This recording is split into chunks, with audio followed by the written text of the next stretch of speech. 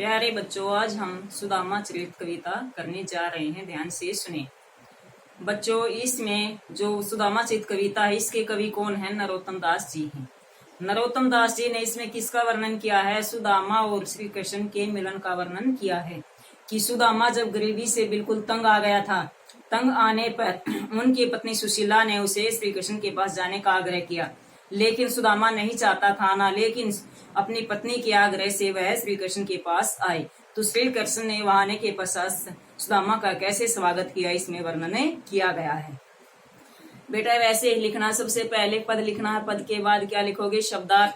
फिर प्रसंग लिखना है। प्रसंग क्या है? प्रस्तुत पद्यांश समारोह हिंदी की पाठ्य पुस्तक वसंत बाग 3 में संकलित कविता सुदामा चरित में से लिया गया है। इसके कवि कौन है? नरोत्तम दास जी हैं। इसमें सुदामा श्री कृष्ण की मित्रता का वर्णन किया है।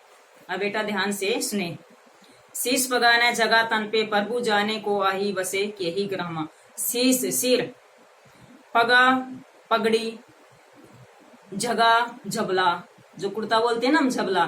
तो यहाँ पर द्वारपाल जब श्री कृष्ण के पास गए तो उन्होंने क्या कहा कि शीश पगा, उसके सिर पर न तो पगड़ी है और न ही तन पर कोई वस्त्र है, कि हे प्रभु पता नहीं किस गांव से आया है। धोती फटी, की उसकी धोती फटी हुई है। दुपट्टा, उसका जो दुपट्टा है वो क्या, वो भी फटा हुआ है। और पैरों में उपना, क्या होता है बेटे? जूता, की पैरों में जूते भी नहीं है। द्वार खड़ो द्विज दुर्बल, हे प्रभु। कौन कहते हैं? द्वारपाल कहते हैं श्री कृष्ण को, हे प्रभु दरवाजे पर एक दीनहीन ब्राह्मण खड़ा है। चकीशो वसुधा विरामा, चकीसा आश्चर्य से वसुधा पृथ्वी विराम, सुंदरी सुंदर पृथ्वी को वह आश्चर्य से देख रहा है कि जो हमारी पृथ्वी है बहुत सुंदर है, इसको आश्चर्यचकित देख रहा है। पूछत दीनदयाल, दीनदयाल भगवान श्री कृष्ण की वे आपका धाम को पूछ रहे हैं। बतावत अपना नाम सुदामा, और अपना नाम सुदामा बता रहा है।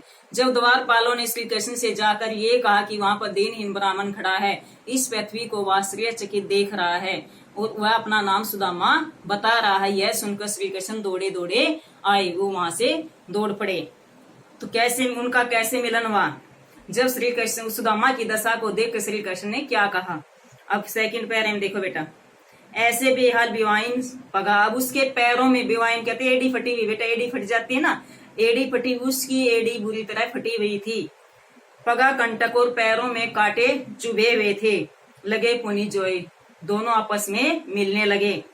हाय, किसने कहा? श्री कृष्ण ने कहा। किससे? सुदामा से। हाय हे सखा, महा दुख सखा, हे मित्र तुमने इतना बड़ा दुख कैसे पाया?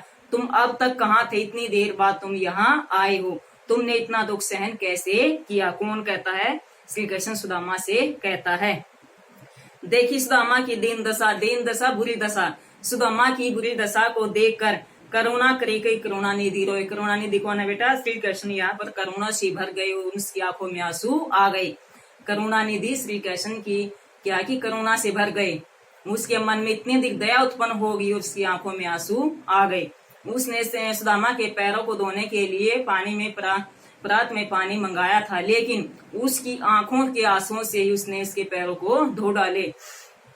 पानी प्रात को हाथ छुओनी, जो प्रात में पानी था उसमें उसने कभी भी हाथ नहीं लगाया। नैन को जल सो पग धोए पग पैर, उसने अपनी आंखों के जल से उसके पैरों को धो डाले। अब यहाँ पर सुदामा की दीन दशा को देख श्री कृष्ण बहुत दुखी हो गए।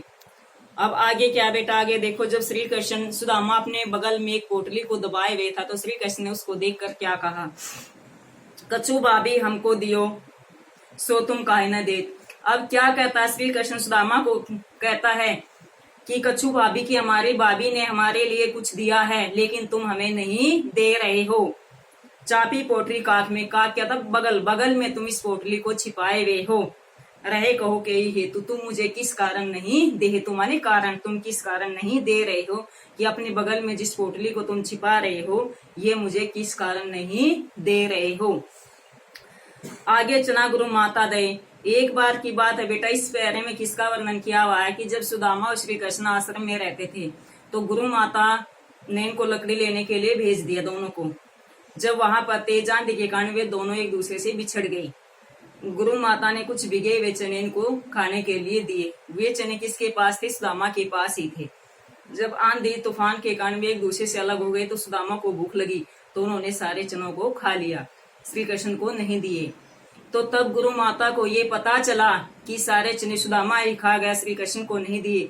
तो गुरु माता ने अपने आप में क्या श्राप दिया कि तुम आजीवन ही गरीब बने रहोगे। तो यहाँ पर उसका वर्णन किया है कि गुरु माता ने उसको दिया, तो श्री कृष्ण ने उन बातों को याद दिलाते हुए सुदामा से क्या कहा, आगे चना गुरु माता दये सो सही, तुम चाबी हमें नहीं दीनी। अब श्री कृष्ण सुदामा को क्या कहते हैं कि सुदामा को कहते हैं कि जब गुरु माता ने हमें भिगे हुए चने दिए थे तो तुम चाबी तुम अकेले ही उनको खा गए, मुझे नहीं दिए। श्याम को हो मुस्कुराए, श्री कृष्ण मुस्कुराकर सुदामा से उसने कहा, सुदामा से मुस्कुराकर कहा, चोरी की बान में जो ही परवीन ने क्या था, निपुण, चोरी करने की आदत में तुम अब भी निपुण हो। कि जब गुरु माता ने हमें चने दिए थे तुम भी चोरी करके उसको खा गए थे, लेकिन आज भी जब भाभी ने मेरे लिए कुछ दिया है तो उसको तुम अपनी बगल में छिपाए बैठे हो, तो इसलिए तुम चोरी की आदत में बड़े निपुण हो। पोटरी काख में चाबी रहे, तुम इस पोटरी को इस पोटली को किसमें बगल में छिपाए हुए हो। खोलत नाई सुदारस भिगे, सुदारस अमृत रस से भिगे हुए इसको तुम क्यों नहीं खोल रहे। पाछली बानी अजोना तजी, तुमने पाछली बानी आदत, तुमने पिछली आदत को आज भी नहीं छोड़ा है। तेसई भाभी के तंदुल किने, भाभी ने हमारे लिए जो बड़े प्यार से चावल भेजे हैं उन चावलों को तुम हमें अभी भी नहीं दे रहे हैं, क्योंकि तुम पिछली आदत में अभी नहीं छोड़ी है, उसमें भी अभी भी निपुण हो, चोरी करने की आदत में तुम निपुण हो। तो यहाँ पर श्री कृष्ण सुदामा को मुस्कुराकर कहा। धन्यवाद।